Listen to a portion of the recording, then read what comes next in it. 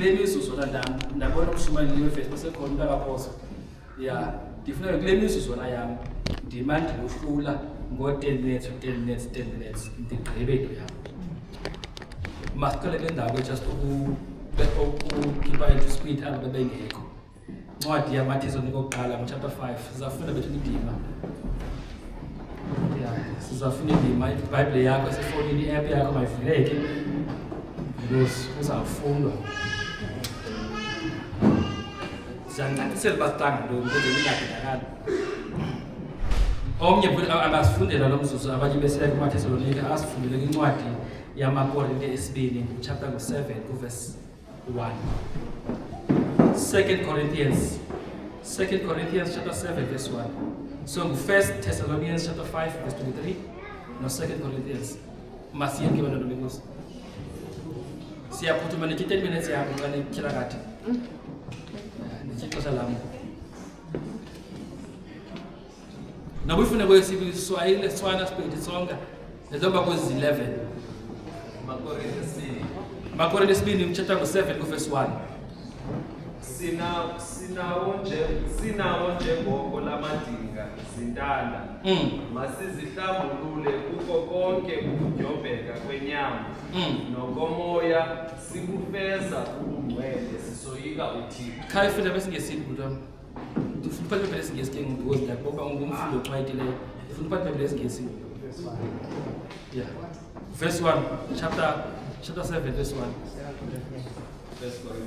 ina iBhayibheli namba uyifunayo 2 Corinthians zithu indima enisifunayo ne 2 Corinthians chapter 7 verse 1 ngokufundwa khandi funa futhi singesini amaThesalonika oqala chapter 5 verse 23 funda sibathi Therefore, this promise yes ye love.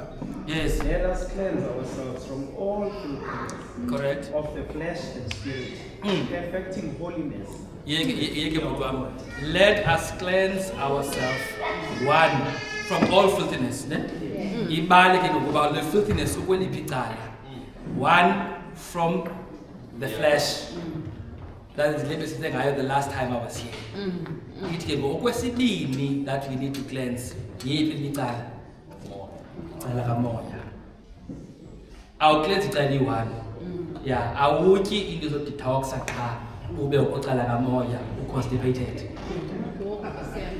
yeah so lento siyayibalansisa lento umuntu ukhula kaloku macala silapho sikhoyo so la cleanse leso uThixo azayenza uyenza macala but iqhubekeke ithetha ngengqondo ndifuna ke sifunda amaThesalonika oqala chapter 5 verse 23 I need you 10 minutes yami The very God of peace, Yes. sanctify you wholly, and I pray God, your whole spirit and soul and body be preserved blameless Yeke John unto the coming. yeke John uThixo into ayifunayo xa ufunda ivesi ezifana kwincwadi kaJohn u2 John ethi izintanda ndinga ezintweni zonke ndingasika ndiphila njengomphefumulo wakho ithetha itheme A1 le ifuna ngababhuti balapha into yoba uThixo ufuna sibe ngabantu abasempilweni ngokwasemoyeni ngabantu abasempilweni ngokwasemzimbeni abantu abasempilweni ngokwasengqondweni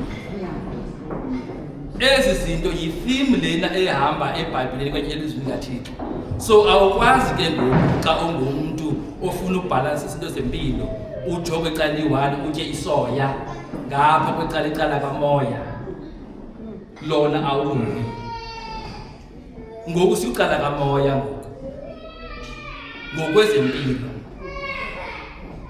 andiyazi noba ndiyayiva yeah so siku-spiritual but we said in the morning ngoba la macala omathathu sithe elingumoya sathi elingumzimba sathi eliyingqondo sithi ke ngoku la macala onke ayasympathizana ayavelana njengoba uThixo naye iBhayibheli isithi asinambingelelo ngenokuvelana nezilwelwe zethu you understand so xa ingqondo ingekho right umzimba nawo uyambula because ingqondo lokhu i-engine andithi ufuna awuzokwazi ukuthi right awuzokwazi ke ngoku nokujonga into zabo zonke into zabamoya sizakudika uzathi sithange health uciba bona sithange into eyinyama sithange into basinqanda abantu kanti no asithoku lonto sikwizinto zokuba impilo yakho mayibe balance macala What you feed your mind, what you feed your body, what you feed your spirit.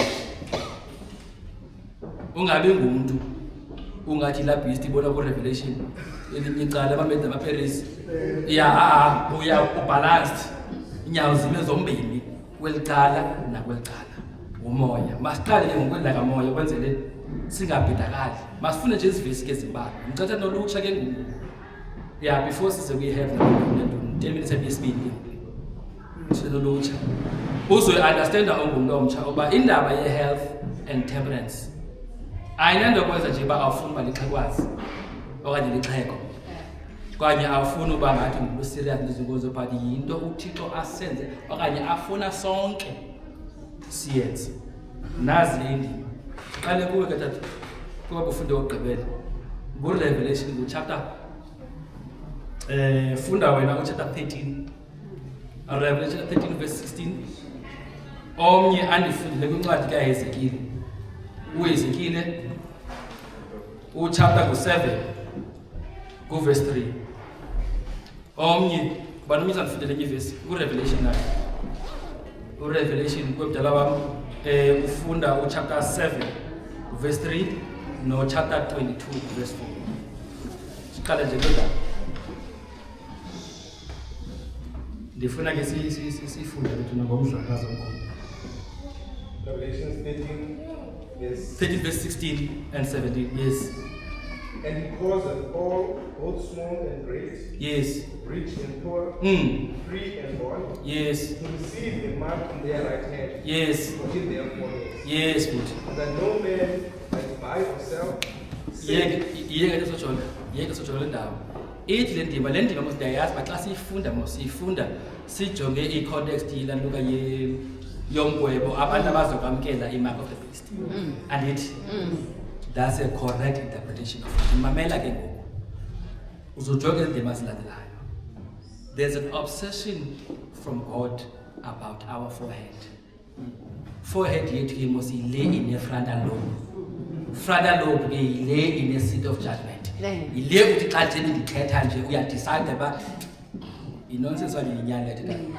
Andithi uhleli apho uyagqiba amandiphume atya abantu abahlale because khona ihita yebona lanto yenzeka ngokuhlela apha kule ndawo ithi ke ngokulapha verse igqiba ufundo lapha into kubana enye yezinto irhamncwa elifunayo into ba ulamkele uphawu lwayo wali esandleni naphina khona nasesibunzi kwezekile uchapter 7 ku verse 3 ungamfunda no verse 9 Ezekiel chapter 7 verse 3 full verse 3 No hope remains, for I will unleash my anger against you. Yes. I will call you to account for all your detestable sins. Funda ke ngoku chapter 9 verse 4 la continuation bali chapter 9 verse 4 Verse 4.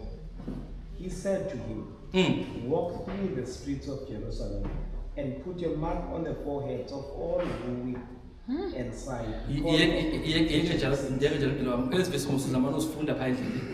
One elibali ke ngoku into ba uIsrayeli ukrexile okanye uhamba indlela zayo kuThixo. uThixo ke ngoku uthi ke ngoku uzawutshabalalisa lapho sibegqiba ifunda uMax qale. So elandelayo ke ngoku le yesibili nto bayifunda uThixo phamba nditshabalalise abantu mandiqiniseke into kubana uphawu lwam which is my seal ndiyalibeka kubo akalibeki kwenye indawo uThixo ulibeka phi ibithe ibeast yona xa ifuna ulamkela iphawu la ilamkela phi esandleni naphini Revelation chapter 14 verse 1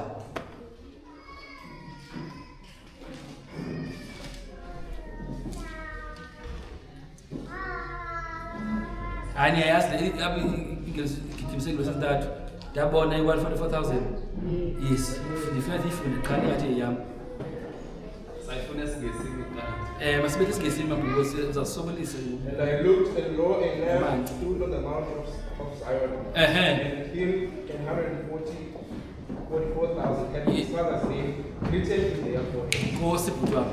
Now abantu abasindisiweyo masiyeke ke i144,000 by literal okanye figurative ne asingayiqula sikho lapho sikhoyo sithi abantu abazobe sindisiwe igama loThixo obasindisileyo lizabonwa phi?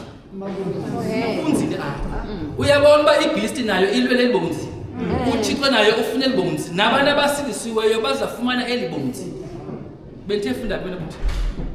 Kodwa nje verse 3 kafunda yena mntwana wethu. Anifuni bani nje kanluka bro. Sese ngiyafumana ithenda. Do not harm the earth, the sea, or the trees, till we have sealed the servants of our God on their foreheads. Bambe njalo ndifuna uRevelation apha sisithunywa siyehla sibona izithunywa ezibambe imimoya yomine ane sithi kuzo esi sithunywa sifika sibasihlanu kene sithi kuzo don't let loose.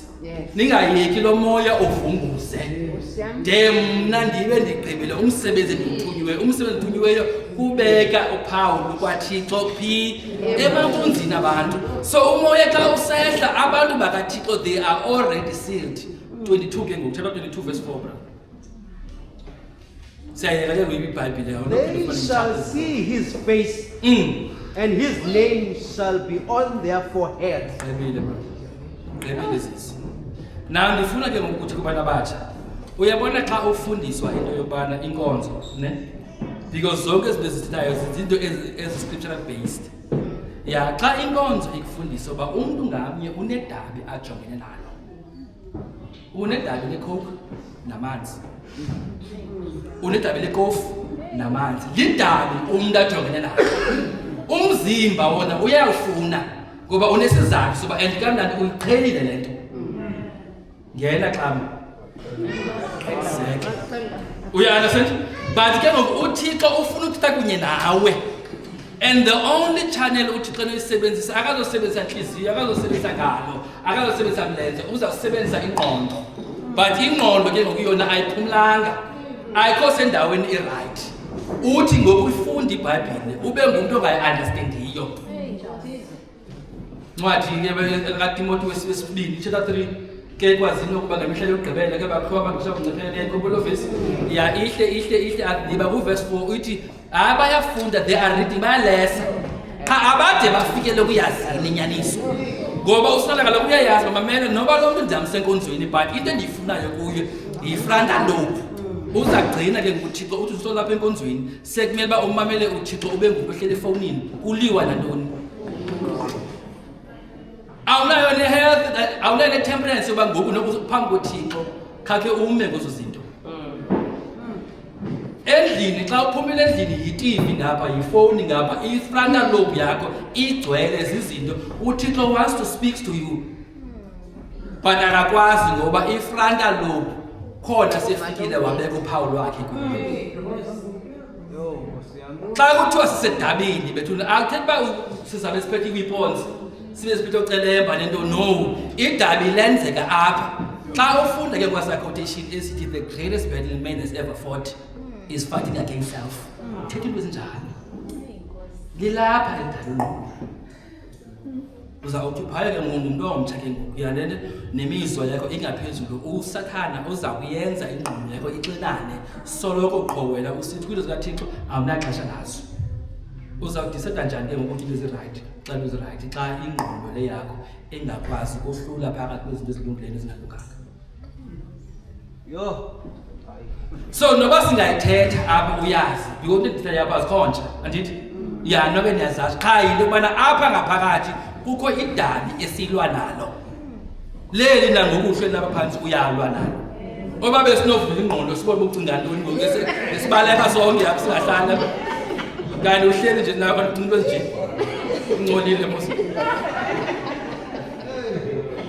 so yonke ezi zinto ke ngoku uzofumana ke ngoku indawo apho ucetyiswa khona ungumuntu omtsha yacetyiswa ke ingcebiso mos uyayithetha abanye ungayithathi ingcebiso izawuthi guard the avenues of the soul.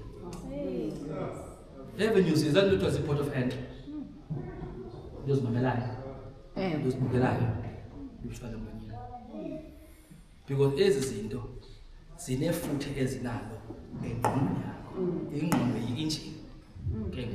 So xa uqobe engine noba ibhodi nganhle ibe right le moto yenziwe ngo-2026 but i-engine yona yonakele ngoba uThixo wants to communicate but i-network iqhawulile ngoba zonke izinto uThixo athi kuwe usuzenza awusaziboni nobungozi bazo andazi bakhona abantu abatsha omnye uyakwazi ukubukela into omnye uyakwazi izinto athi hayi ndiyenza nje mina kanti lo muntu uma nefida ingqondo yakhe ngalento ayaziba irongo naye ayazi xa iqala qhamo sisono yona nto xa uyenza ne ibambe xa uqala abantu yabo but more imani uyenza more imani bayaxhelana yabo uqonda man it's not that bad nabafana bebelapha nabo awunothi xa beqala beyazi babazaphelelaphi yabo uyiqale nje ndefuna ubakhulu yabo usana wayazi phela into izamgcina ngayo zabamba ingqondo yakhe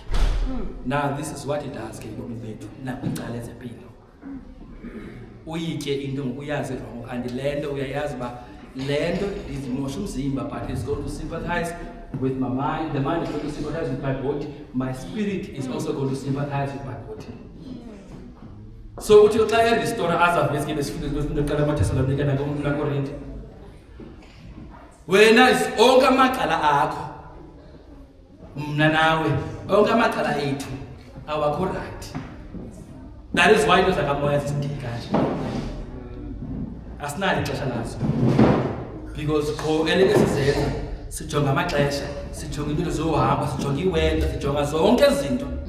But I can tell you today oba kunoba kwenye into engeyiyo lento sizaya pha sebaninzi and ingxaki esinazo zisekhona zona but into ba ingqondo zethu zichanelwe enye into ewe zikwi channel right yabo although uzibonele mosile lapha yeah uzibonele ukhona ekhaya nawe usekhaya but awudumpambi ifrequency yakhe wena uba metro ngiyandiva masibanithini yes siqala ke ngoba apho into zempilo because yilento besicela kusasa sathi bamele xa uyifunda into zempilo suzinyelisa suzithuka sucimba nabantu abathile into kwenza nawe nale community kuyo apha into efundiswa apha kule nkonzo ayonto kabani le cha ke mose ukuthi xa umnika abantu izinto ngezinto ezithile mhlawumbe omnye akwazi ukucacisa omnye ayifundela omnye ayithini omnye ayipractice omnye ayithini but egqibeleni lento ngosibithele ngomike yaculwa apha ngosinansi into ingqondo yami yenza isihlalo sakho izaba sihlalo njani because this series emveni kwenye yi played it wrong emveni kwale series unalento uyityayo uzilando ngaba i-wrong yona iqoba kwalento and iBhayibheli izamaxa esikhuthaza ithi but do not conform to the standard of this world but by the renewing of what of your mind.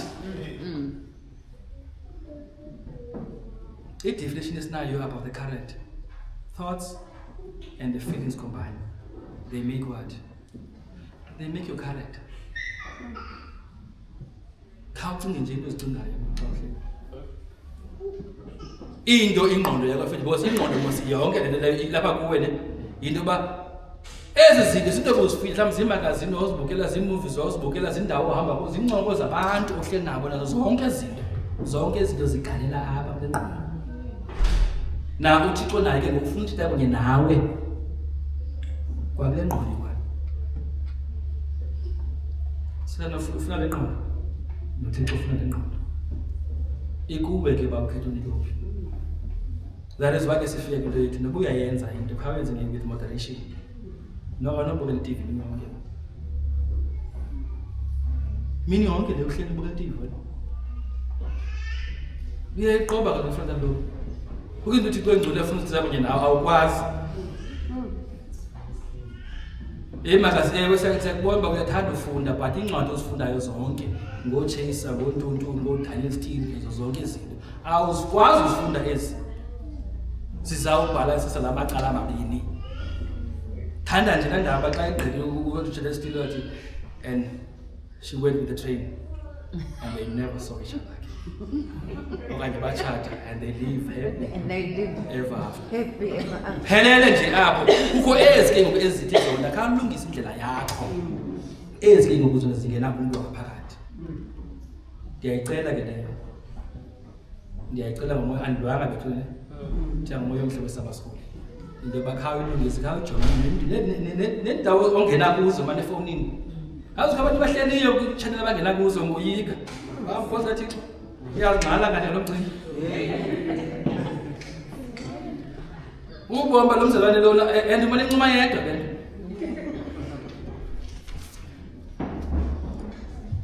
Maseke minutes yesibili bethu 10 minutes yesibili kukho into iBhayibheli ke eyifundisayo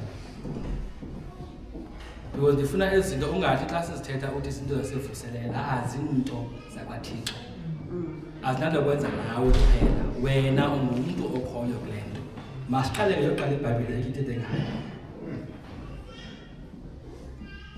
kodwa ke ifime efuna ibambe into yokubana awuzokwazi ukucinga impilo yakho yinto eyenzeka by-chance. Impilo is a result of obedience to a law. Iyavakala ke mnqushe? Yeah, awubi healthy kuba nje udalwe wena ngoyikekayo. Yeah, faithfully and wonderfully made. No, ikhona imithetho ofuneka uyimamele. Le mithetho iza kwenzeka iziphumo ube ngumuntu osempilweni. Yes. Manje ukubuyisela umva kulana besifika ngayo. Last time I was here. Umthetho uthi for a cell to have its metabolic processes zihambe kahle, it needs minerals which are transported by blood. Igazi ke namanzi lizofika lenze yonke lanto ugqiba kwalo likhuphe lanto. Ngumthetho lo, there's no other way. So kuze ke le cell ibe right kufuneka ibe ngumuntu wena otya into ezilungileyo, umuntu osela amanzi. Lento iza kwenzeka apha izakwazi ukwenzeka kahle. So ucinga ba impilo yenzeka nje kuba thina hayi thina ekhaya sizalwe singabantu omeleleyo. So kumelele thina ekhaya nawe uyayazi loo nto bayikho. Nawe uyayazi ba kuphambi ba ulala kwiipilisi ezithile ozingxala ngazo uyatya. Ngamanye amaxesha usithetha nje si-right sikumoya omhle sikuluyozela wena. But xa ufika endlini ufika uqwa. Nawe uyayazi. Yeah, umzimba uyachazela. Umzimba uyachazela ba ikhona into erongo nawe qha ilanto ba ngamanye amaxesha ugula uthi uyamkele lento ba no ubomi bunje. Awuna energy, uchafarized. Omnye wakho. Yeah, ungumuntu nje ongena energy, umuntu ochafileyo. Kanti lento umzimba une alarm. Sibeni I think I did mention abanye imini yabona ke thina singabantu abamnyama. Thina ke imoto ngoku inescreen esikhulu pha we-dashboard lana. Yes. Xa ilanduka imoto inengxaki ethile ngoku ihamba imanye light ayithi ukhona light ayapha kule motweni. I think sisibane esithile akudala niba inyanga esibini esibane qha lenza nale yakho yeah qha lenzeka into bakuqhokana khona kusasa evuka imoto yami yaha hayi la uyakase siyaqhuba khona ingqondo yami ndiyaxa ngizawuvuka nini once ime la moto le moto imoto thende kanti le moto kudala ndichazela ngoba ndinayo ingxaki endinayo xa wena uthe hayi manje zilomba isahamba ndizaqhuba nomzimba uyakuchazela into yathi nansi iyachaza there is something wrong nam xa yinto ba uyaphila ngayo and ke unendawo mona uyibrush naxa uthethe ikwenza ube ngathi ubudolo esidinyana uyayibona lento awuzoyoya but you know into yobana andinethemba into yobana ndizawungena kwi-adventist runners zaba yi-top runner iyisuse le nto uyayazi uba ii-results zale nto so ubila ngoku uhambe iikhilomitha zinto nathi uqale pha eplayitini wena utya ulale wena uyayazi loo nto qha ngoku sizonikhumbuza nangona nikwazi ngoku nantsi ke into iBhayibhile ke eyifundisayo endifuna ke ngoku nathi siyihluze based kwivesi besiyifundile kusasa funde ke mama Genesis chapter 7 verse 1 and 2 Genesis chapter 7 verse 1 and 2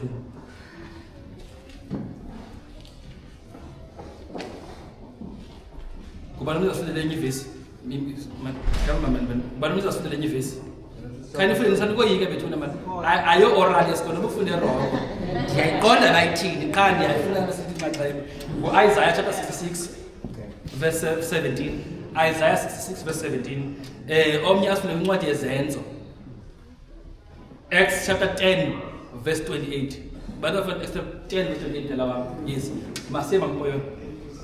Genesis 7 verse 1 and 2. And the Lord said unto Noah, Come thou and all thy house into the ark. Yes, ma'am. For thee have I seen righteous before me in this generation. Correct, ma'am. Of every clean beast thou shalt take to thee by sevens, the male and his female, and of beasts that are not clean by two, the male and his Can female. you go chapter 8, you go verse 20. Chapter 8 verse 20, verse 20, ma'am. Verse 20.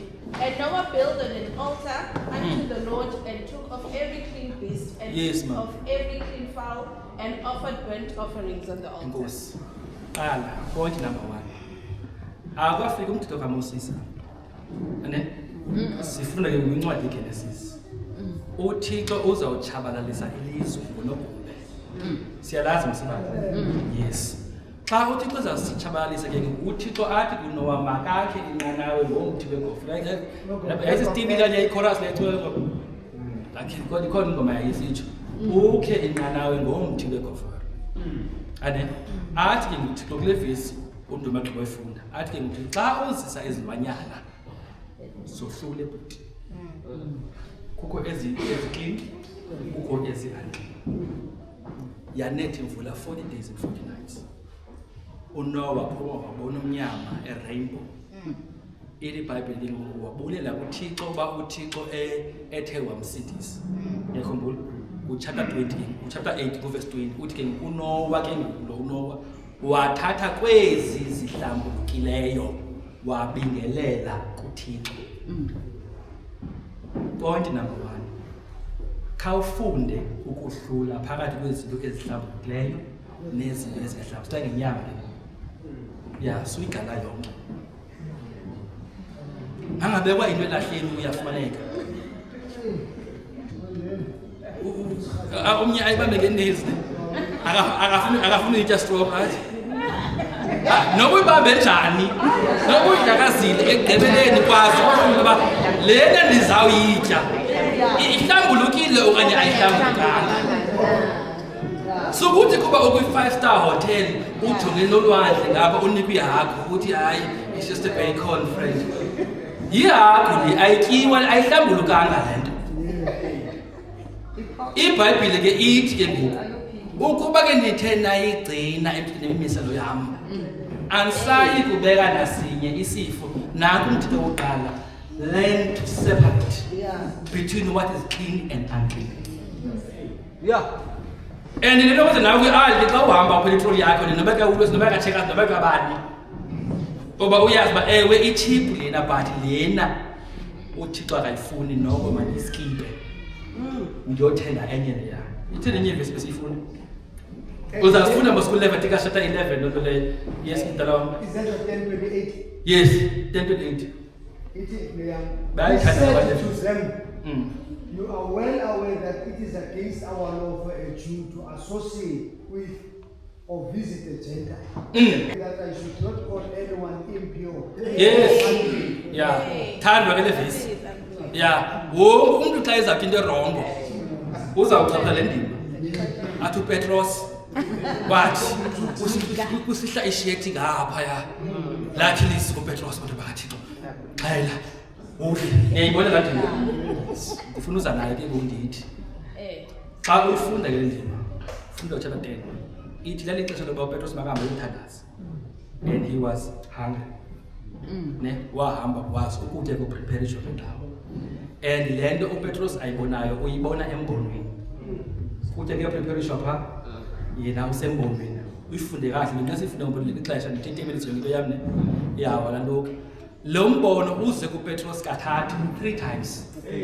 Isizathu sokuba uPetros angathathi inxaxheba uthi mina oko ndazalwa. Andiyiki into engahlambulukanga because umbono uthi yakukho yonke into pha ehlambulukene engahlambulukanga and ezazi yena uba obandilandela into kaThixo noko ezi asihlambu ewe siseke vision but ezi asihlambulukanga. Read ke the entire chapter. Ayinanto kwenza nokutya qala ndima ne. Into kwenza la ufunde kule version yakhe imnandi mdala wami. Into yobana uPetros wayeba abantu abangamaJuda ngabantu abazinqambi. UThixo ke ngoku emhlusa lonto babrother ngabantu bami aba bonke hokwara khondoni apha akomTranskaya akomSiskaya ngabantu bakaThixo bonke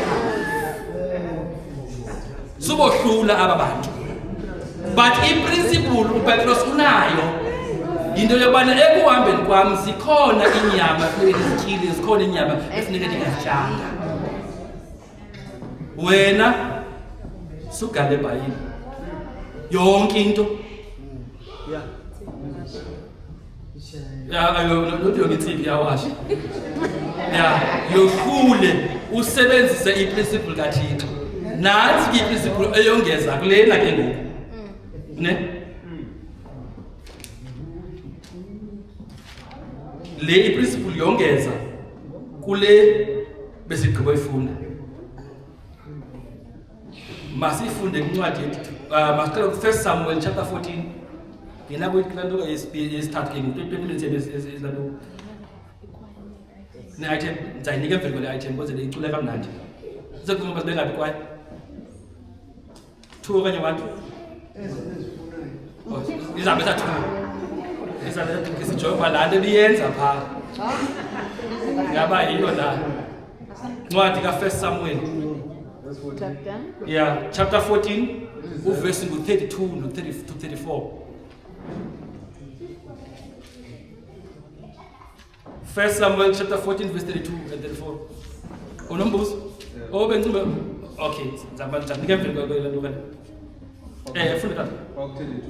32 to 34, Sibaziphosa ke abantu emaxhobeni ngokwathabatha impahla umntane nenkomo namathole nenkomo yes baxhela emhlabeni abantu bayidla negazi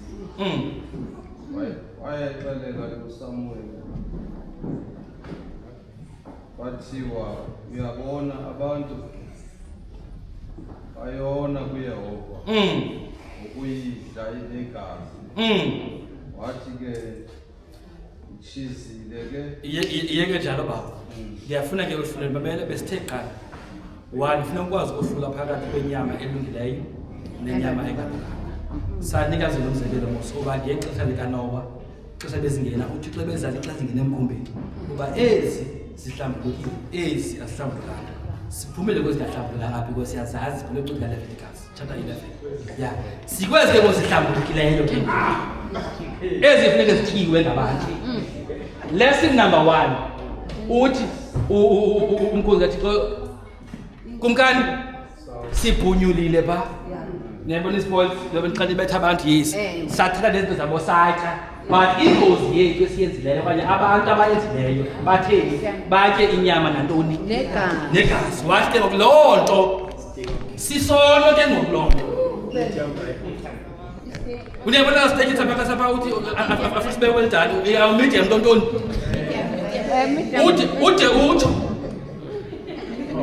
ude ukuba sisaqala ungasizikasibela nto usithi nje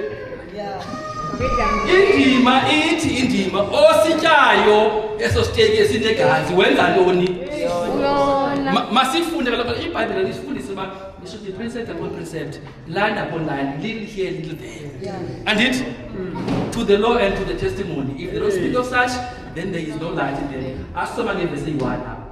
See the high if you see to the yard. She saw. Deuteronomy chapter 12.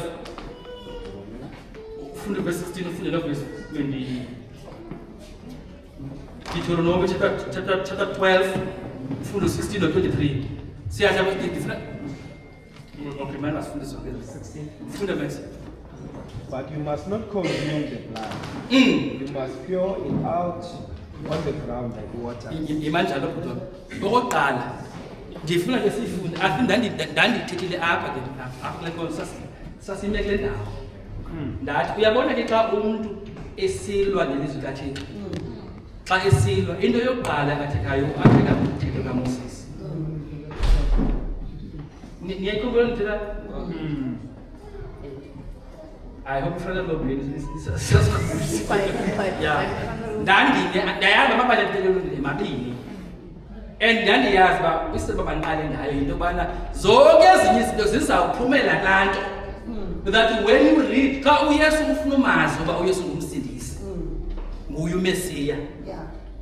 Ibarometer kumajarisha is the law of Moses. He has to fulfill yonke into ebhalwe phaa. Oba uthe do away into kaMoses uzamazi njani uYesu? Awuzomazi kaloku uzakamkela nje wonke umuntu. Uthi ke ngokulaa mthetho phaa uThixo anawo sizanikhumbuza into aphendise nenye imini yandinikhumbuza. Ya, okokuqala lithi uthi umthetho lefise ngokwefindo lokuthi. Yabo uThixo uthi noko xa seluyitya ke ngoku noko usuthi uyidle negazi. Kaphi ufuna 26 brother? Let's still 26 jambe kuyo. 26. Take your second. 23 sorry 26. But never consume the blood, for the blood is the life. Yes. And you must not consume the life blood. Yes. With the meat. Of course. Kaloku esitheko sisasa apha nesathi indima yethu ibisithi ukuba nithe nayigcina impilo yami nemimiselo yami. Yabo yethu lemithetho. Umthetho wokuqala ukuthi besithe ngawo apha ngokaThixo. Khawuzama ukuhlula. Hayi yohlule bese khaya. Because it's like herbs apha sebesukunika zonke right. Kanti ingxaki yakho uphaka spiritual into zikaThixo awuzilanga leso. Hayi salamanzi hayi zila into ziyasebenza lezo zinto ne. Cha sizawusebenza njani xa umuntu kaThixo utyeshela. Manike wena bhuti mfowethu sizonika wena. Manike wena mdala. Hayi andangxaki ukuthi ungabi ba unendima uthi hayi ke ndafuna indima ethile. Endima yami ithi ayikho yonke. Yebo basifunda ivisi ukuthi ungathi into yami. Ingwe. Amen. Yeah. No, I think I'm happy with the message as well. People are out there. Yeah. But if you want to uhlele nje kwindawo ethi ingaba impact ye unhealthy eating or living in a direct impact na ku salvation okanye isi impact indirectly. Ngohlobo banganaba can I eat lonto ndiyityayo and perish because uThixo mhlambi undigwebela uba lento endiyityileyo okanye indirectly ingaba mhlambi lento ini affecta ukucinga mhlambi ukuba mhlambi ndiconsumer i-alcohol mhlambi I become an alcoholic to the point that uThixo angisamva kwabethetha nami. So, nango ke indirectly but udirect ngulo uba ukukhona mhlawumbe ukuba uyitye into to the point that uthi kwafunami azithatha inyama yakho because of that I think kulele nje Okay, manipende nje lombuzo ngiyaqola ba akubuza ukumbuza ukuthi sonke masiqale kule yokuqala ethi udirect. Direct. iBhayibhile incwadi yamakho ithi ukuba sithi sonke ngamabomu ekubeni siyazi lenyaniso akusalanga dini lamxolela noko xa sowuyifundile wayazi bihambe i-disobedient and besitshilo apha kusasa mhlawumbe siyifundile le ncwadi ethi umvuzo wesono yintoni uzawumthobelanga uthixo awubuyelanga mntu sabathe uyigcina ehlweni nasekuhleni but ingxaki into yoba uthixo kaloku izinto zakhe uthe imithetho nemimiselo yam zonke. That's one. Indirectly into yokubana sithe kaloku qala besithetha ngothixo ufuna ubeka ilanto ophawu wakhe. Yeah. Siyayazi ke ngokuba anatomy leyo yesayensi ayele yesilando into yoba yonke into oyidlayo inayo i-impact phi. Uthixo xa efuna uncokola nomuntu he used what we call the spirit in man. Sinesike indima ezitshoyo and the spirit in man iqala apha. Uthixo wambumba umuntu ngokuthula umhlaba lithi ithi iBhayibhile waze uThixo wamphefumulela umuntu iphefumulo ethini Lesiphilisela ngayo baxa ufile ithini iyenyuka kanye ithini yes ile uThixo lo ngowomoya nayo God is spirit yakhumbula into beqhuleni yes i-channel yakhe le wena uyayiqhawula ya bakhona abantu abazothi ngokubeleza ngokuthi xa ufuna kubasebenza ebene basebenza ngadla ngaphezulu xa ngenxa yeba into yobana izinto abazisebenzisayo sidodobasa namandla uThixo bewafuna kubo uhindirect iyaqala macala so awuqali safe into yokodisobey uThixo ayikho safe not unless mhlawumbe uyazi hayi bengingayazi kwa uyazi ndiyaqala uyiva ngiqhaye bomi bakho noma beyipromote into ungamthobeli mhlawumbe kuba uyiqhele okanye kuba ungazange wabhola yakho unless mhlawumbe ikhona indima onoyisapota mhlawumbe follow up. Thanks a lot. I think follow-up question would be that with an understanding as well, I think it's the Apo level of the division Apo bekukumyalelo ukuthi kwaSirayeli uba ukho isilwanyana esifileyo kwaSirayeli would be given to the Gentiles. Gentiles would decide what they want to do with it. And for instance, I would assume that maybe free but a lot of guys as animals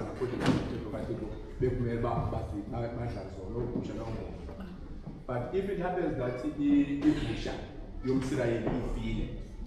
and there is a Gentile who lives in Jerusalem, so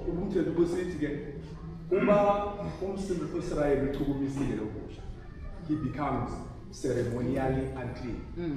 And then if then a Gentile touches it, no, nothing happens. To the point that people Zinikeni Gentiles, which is Gentile is anyone who is not a Jew or an Israelite, then that one is a Gentile. So if for instance the Shalapa, Yela Klesha, going to the Hatiko, going to the temple and everything else, be love which is on the cross because I'm a Gentile. And if I touch it, I would not become unclean because of touching it. Because I'm not a Jew, I'm a Gentile, but who lives in where I live. So by touching it, I do not become unclean, but for a Jew to touch it, yes, there is some kind of a ceremony that needs to be done. So we say, "Ebantu uzuzoba clean again." So no, umnibuzo ke okhoyo apha is that uthi Jesus Mark chapter 6 verse 15. But nothing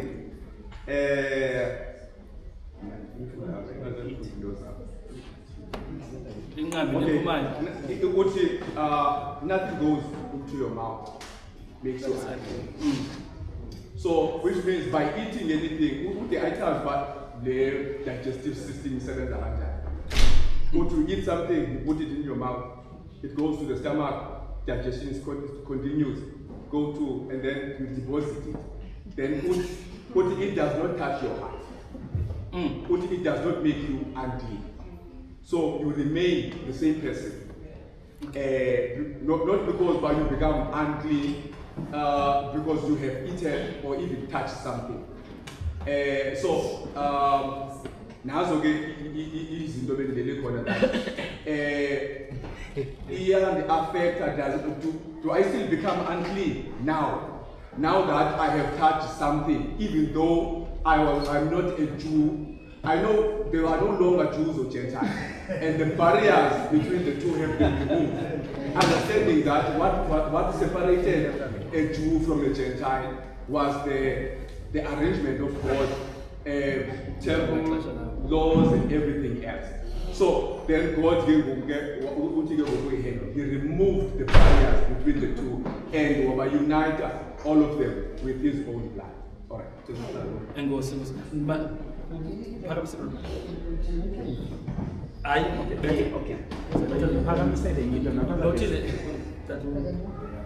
kwenza besibugqobozi ukufunda akhumbula ke sake saxaxa ukuthandaza spend 20 minutes yonke impendulo yakhumbula amadoda funa sithandazele inyama osintweni siyithandazela njani leqalekisiweyo kodwa Elijah come to the Pangi. So there's a glad of your king of the gas. Then the Moya makes Sasixoxa laa nto ke yogcina kwegazi kuba uthethe ngalaa ntwana funeka ndityiwe inegazi ndicinga mhlawumbi uzawuhamba further mhlawumbi uxhobise nebantu. Because noba ufunda ntoni oogqirha bechazile lezo bengeke manje bachazela bengeke kusasa oogqirha belapho bengabi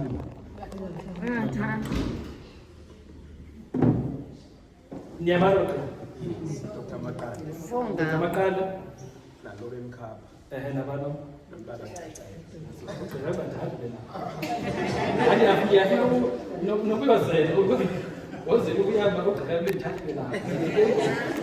yena noba ufunda ngesiphi isifo kuzawuthiwa kuwe kuze ulunge urayithi khawulungise idayethi enye yezinto ethandisiswe kwidayethi yintoni inyama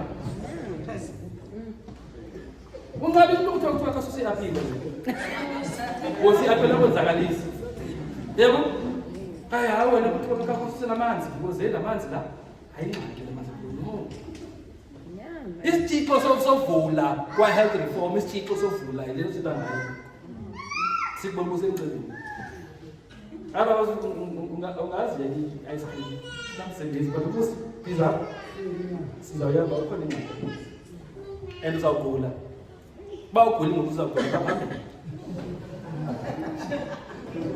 and eguleni kwayo into bathina esafuna sibe ngamakrestu sibethuna iprogram yaphela apha masamthakazela ubani pha kule lingadlatyanayo kanti ngexesha emanisiya kwezidrayi emanisiya uyadiphozitha ade ayofika phaa yiyeke into yesigulo ne ngoba abantu bayagula mos yiyeke into yesigulo but yeyike uthini ngale kaThixo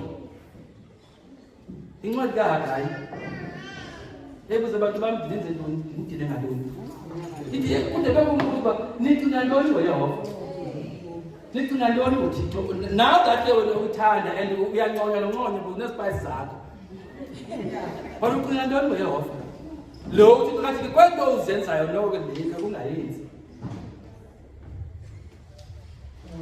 siphumile kwi-herbs naba siqhubeka namanzi asakunceda asa-help siqhubeka kuyo sithe ngoku ezi zendima elizwi lathixo ezibhaliwe kalo sithi siphila ngalo ilizwi litsho utsho uYehova ngokuthini wena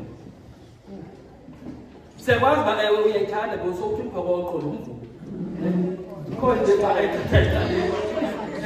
ngumngqusho ikhona into yoba irayisi ikhona into yoba nokutya ikhona umbuzo into yoba le uThixo aphilele yona ukuhlale phansi ucinge uba hey hayi kodwa mani yazi ndiyashumayela ndihlala ndisenyuke ndihle kwendawo kwakhe ezi Thixo azivezileyo mandingazenzi zezinto endizenzayo awukancami into makathi awuthenami ne asikancami into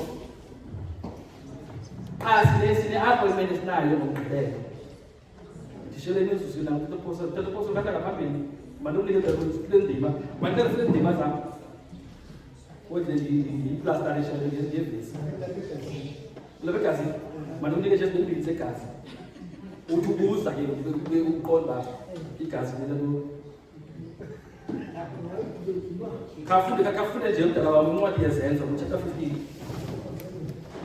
Zenzo chapter 15 nalaa version leyo ndiyayithanda bayona imali ndifunda ngayo mna isathatha phoso andifuna abantu apenike Zenzo masikala verse 19 no 20 qala yes 15 chapter 15 verse 19 no 20 Okay. It is my judgment, therefore, that we should not make it difficult for the Gentiles who are turning to God. yes Instead, you should write to them, telling them to abstain from food polluted by idols, from sexual immorality, from the meat of strangled animals, and from pornography. now iza kulaa mbuzo wake bhulam abantu bafuna uguqole ngoba bafuna ukuba ngamakrestu ngamajuda but they are Gentiles amina amadoda amakhulu uba hayi kaloku abantu aziqala koluganga abantu abathananga abathelanga yazi ukuthi emajuda babe nintsi kwawo so sibamkela njani abazawungena athi ke umpethu xa ephendula phaa masingabenzi nzima komabo kuba singamaXhosa sifuna umuntu abhekela bakwethina yokoluka utshatile mosokuna abantwana yindoda mosoko wafuneka kancinci yocala lethu ukuze liqala ebekwelicala athi kodwa ke masibabhale sibachazele abanoko isabatha makagcina alagazi ngoba hayi noba woluki noba kwenzeke njani kodwa igazi lona lento zisitrengishiweyo noko zinamakazo ewe lisiko lakhe yena phaa kwandawo asuka kuyo uqhela uyenza but woyisakele ngokulapha ewe uqhele uyinhlali phaa kokwenu siyavuma ukhule ngazo zinto zakokwenu ezo but ulapha ngoku abo imithetho yalapha ke enye yazo into yoba sowuyitya ke ngoku noko mayihlanguluke yazi uba ufide yazi ke xa ifamili ke inyama imali ekhawulezayo ufuya yazi ufuya umcimbi kuba rayithi ngaba imoto erayithi phaya eqobileyo kwazi uqhomela esifundweni yaxana imoto erayithi qhomela esifundweni ngoba uthethela ngoba ngoba siyazi nomcimbi othile ithi ke ngoku nawe sowusitya ezirayithi noko mama baba khawuqise uba igazi lale incwadi zikaphinde bakuzenzo zalawa nani le version yakho u-21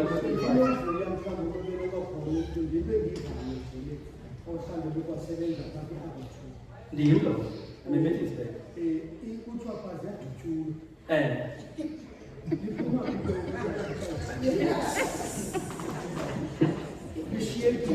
okay umahluko phakathi kwehalal ne-ordinary intotoni lesitya one eyadudula not AK-47 yeah iyadudula kodwa ilapha ama-staff nangayifunini uba mayifela buhlungu ya mayibulawe kodwa mayingafika buhlungu so igani yabo ke into bafuneka yona kube kwi-regitini xa ixhelwa was once ibe phantsi baba ngalahuka uyinyusi andithi ya uyiqhawe abihloko uliyeka igazi igazi awukayihlinzi Okay. usayixhobile ya usayixhobile hayi ndandiyili kaloku lento ndizithethayo mna kuyoziphanda kuyozenza ubona uba okay xa uthetha ndikuba okay lo khangayo mna bendipasihapha emakmani ingangam it is free for you because I'm going to change Charlie off. I'm trying to do that by keep.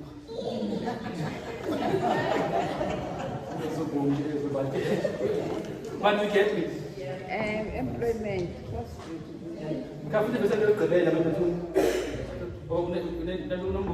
Yes, yes. Yes, what? Now that uthethe ngebusiness yehagu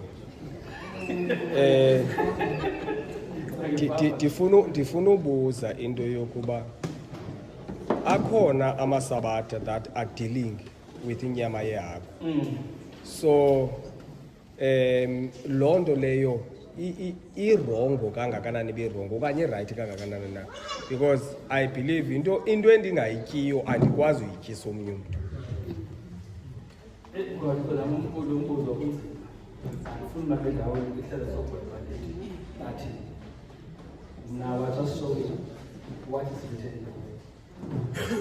umzi ngamnye sake nto inyama ukuthi andithi xa kuphela inyama kucaba indawo ezobhaleka nam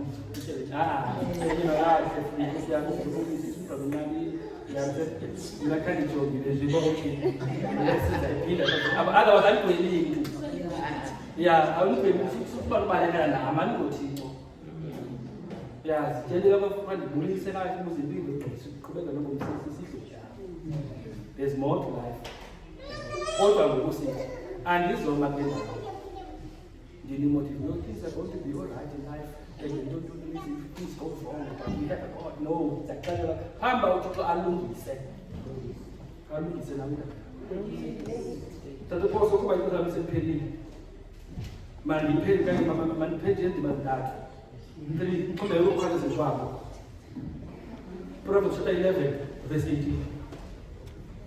Yavala ke ngoku. Elandelayo this. Proverbs Elandelayo. Proverbs chapter 22, verse 18. Asizofunda Romans chapter 6. Proverbs chapter 11, verse 18. Chapter 8.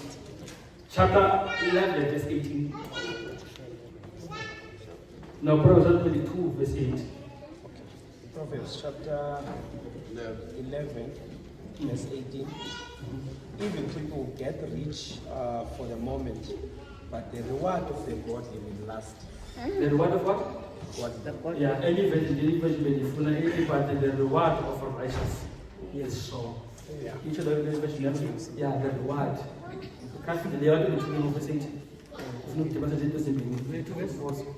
22, verse 8. Proverbs. He who sows iniquity will reap sorrow. Now, Bonga Babu, they are repeat. They receive a reward. Those who are doing righteous, they reap a sure reward. Those who are sowing unrighteously, they reap sorrow. Ndithi uza kuyivuna le nto uthini. Oyimelele. Galatians chapter 6, verse 7. Do not be deceived. Musani ukulahlekiswa. uThixo ayingokuhlekisa. Umuntu into ayilimileyo uzawuthini? Noba wenza isono. There's a wages for us. Romans chapter 6:3. For the wages of sin is what? Uyabhatala. Uyabhatala. Ndizochaza nje vula ingxowa yakho because uzabhatala. Noba utyile, noba awutyanga, uzabhatala. Baweske umuntu ufundise nabantwana. Ufundise nesizukulwane ezayo. Hayi uThixo ukhangathotyela abantwana bakhe zonke usiye enkonzweni. Ucula umataya. That's fine. Andithazokreta. Andithazothanda. Anditazonyusela emsebenzini ngafumana. Hayi ndizawuqhubekeka. But uThixo yena uyayazi. Siyayifunda le into le Proverbs. Investigative judgment. Ne? Qho wena ngakusihle. Qho wena ngelantshi uThixo uyayazi balo. Fikela xa nto ngantoni. Yaqondo. Yathwini. Andithi. Lo muntu enza nene esebenza ibhala nantoni moseyibhala iyabhala. Hayi nethethi yakho iyabhala. Yonke into uThixo unesithunyanga, umntu wethu iyabhalwa. Noba ungayitya ezantsi ekoneni qomba ufuna ubonwa ngabantu uza kuyiphetha igqali. Lawo mntu utya kulaa bona iyabhalwa. Rest assured. Naleyo uzawufika uthi hayi cacela yagula urekomenda ntoni ndithi hayi ezithile ndithe kuzisela amanzi uphungile namhlanje. Yabhalwa. Ngoku uzafika uthi hayi ngayisebenzi le nto. Uthi ukhona ubonile uthi xa uzise icebo wathi nantsi ndizakunceda. Kodwa uzawuthini? Isedalile yonke laa nto uye idali kubo. Hayi likohlule idali lebovu. Likohlule idali lebovu. Nekhofu yakohlula nayo. Ade uThixo but uba uthe wayigcina. Uba kunokwenzeka ufumana amandla uyoyisa. Andisayi kubeka nasibisile isibhedlele. Only on those conditions. Because we're told to remain together. I hope you in a few days again, we have to